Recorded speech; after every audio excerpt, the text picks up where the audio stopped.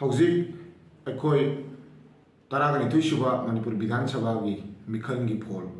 Haukiba Mars Kitang Tarada Laktuk Kraba Matunda Ngasi Asi Maru in Akoigi Manipurgi digital media Amadi Tongan social media gi platform singda Bharatiya Janata Party gi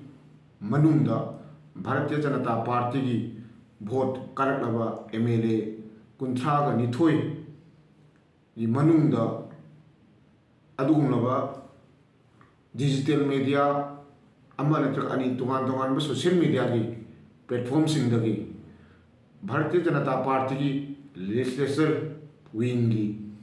MLA singi luchingba maruina chief minister gi akoi gi post asigi damakta tongan ba wafam kaya akoi phongdorapa wafam sing adu punamak Bharatiya Janata Party Manipur na kupna yingjaraba matungda madu tonga oiramba adugumba phirom makhak lakpodagi asigumba tangai phadaba wafam asi Manipur gi miyamda Bharatiya Janata Party gi muhut sinjaraga thamjabani leiriba phirom asida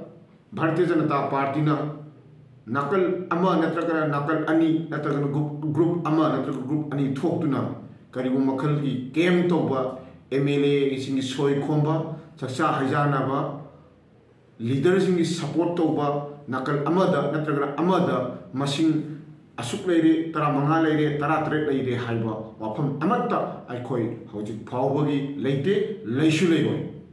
haiba kem toriba wafam pawama kutunga Lai Basida State Asigi Ikai Kunazari Bharatiya Janata Party Buluching Biribi Bharat ki Adunaba State Punamakta BJP Adunaba Amatanga Nubi President Oiribisi Masirimati A Sarda Debi Puna Buluching Biribi Amadikai Kunazari Iko Union Minister Siri Dr. Ranjan Busumaming Palapa Loyana Akoi leader in Lejariba Hoji Akoi caretaker chief minister Akoi Hanagi Manipur gi Adunaba Bharatiya Janata Party legislative party gi leader Sri N Biren Biswajit Govindas Khemsa na chingba haiba sing asi group amada natraga amada yausendana masing thigatnadana natragana madugi adunaba makhoi misang khonadana luchingbo oinanabagi madugumba kem toba soi khomba chacha hajanaba hotel da natraga mafam amada natraga yum amada adunaba Misam Komnabagi, Opamata Leite, Kendra, Atomadongi, Anapada Ladiba, Kendri, MLA Singadu, Maki, Mayum the Libra, Makada Hebese, Koiba Putama coming of Wapamni, Aduna, Shikum Wapamaka, I could Yumpam Yaudana,